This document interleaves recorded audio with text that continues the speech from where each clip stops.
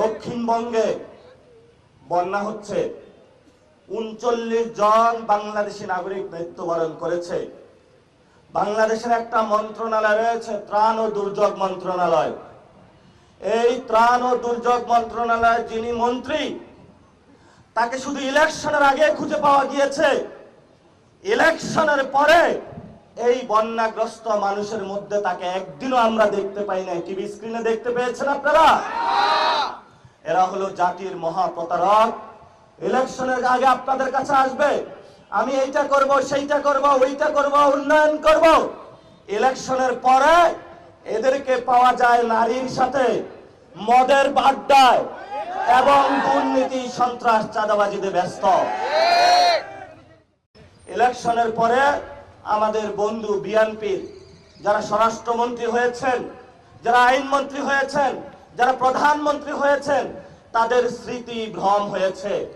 তারা ইলেকশনের আগে যেটা বলেছে, ইলেকশনের পরে ওটা ভুলে গিয়েছে।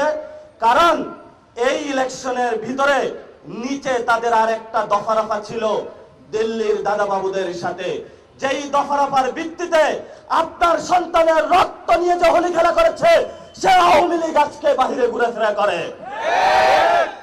আওয়ামী লীগ যখন এসেছিল, জিয়াউর রহমান শহীদ হয়েছিল।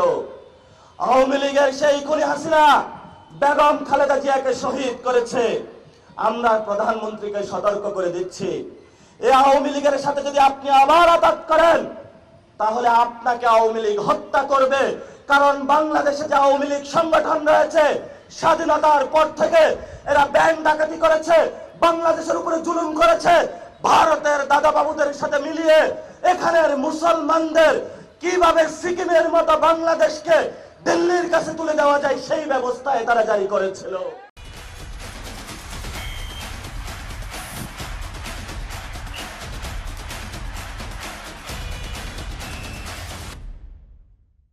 বিজেপি, আরএসএস যে গুন্ডা বাহিনী, আমরাও তোমাদেরকে হুঁশিয়ার করে দিতে চাই, বাংলাদেশের মুসলমান, হিন্দু, বৌদ্ধ, খ্রিস্টিয়ান 47 আজাদির লড়াই করেছে, 71 যুদ্ধ করেছে, 90 করেছে, 24 করেছে। তোমাদের যত ষড়যন্ত্র, কোন ষড়যন্ত্রই বাংলাদেশে কখনো বাস্তবায়ন হবে না। বাংলাদেশ স্বাধীন আছে, থাকবে, বাংলাদেশের মানুষ লড়ে যাবে, তবু আমরা কখনো ভারতের সেবাদাস বা গোলাম হব না। আপনারা সবাই এই বিষয়ে ঐক্যবদ্ধ থাকবেন ইনশাআল্লাহ। তাহলে যারা চিল্লাচিল্লি করতেছে মিডিয়াতে, বিভিন্ন মন্ত্রী হয়েছেন, এমপি হয়েছেন, এত গরম দেখায়েন না। আমরা যদি ভালো মতন একটু গরম দেখাই, শেখ হাসিনা তো দিল্লিতে পালাইছে, আপনি কই পালাইবেন? বঙ্গোপসাগরে? বঙ্গোপসাগরে পালানোর জায়গা পাইবেন না।